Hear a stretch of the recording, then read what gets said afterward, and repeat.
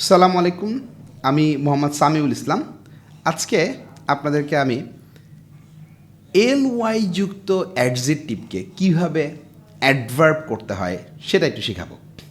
তো আমরা এর আগে একটা ক্লাসে শিখছিলাম যে নাউনের সাথে এল-ওয়াই যোগ করলে কী হয়, অ্যাডজেক্টিভ হয়, আর অ্যাডজেক্টিভের সাথে এল-ওয়াই যোগ করলে অ্যাডভার্ব হয়। তো আমাকে যদি এরকম একটা ওয়ার্ড দেওয়া হয় যেটা হলো যে ধরেন ম্যানলি, ম্যানলি একটা ওয়ার্ড, এটা হলো কি একটা অ্যাডজেক্টিভ, তাই না? ম্যানলিটা একটা অ্যাডজেক্টিভ। এখন একটা ভার্বের পর আমাকে ম্যানলি ইউজ করতে বলছে।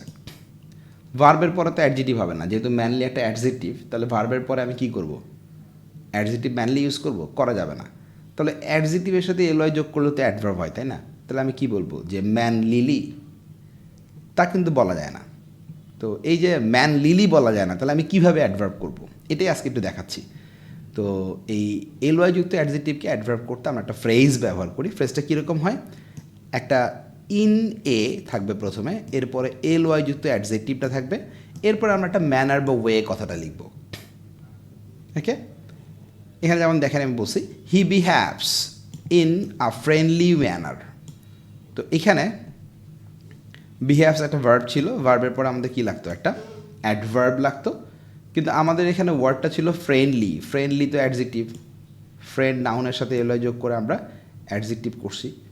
সো এইটাকে অ্যাডভার্ব করতে আমার একটু এই ফ্রেজটা ব্যবহার করতে হলো। আমি কি বললাম? বললাম ইন আ ফ্রেন্ডলি ম্যানার। যে কোনো এলওয়াই যুক্ত অ্যাডজেক্টিভকে আমাদের অ্যাডভার্ব করতে এই ফ্রেজটা ইউজ করতে হবে।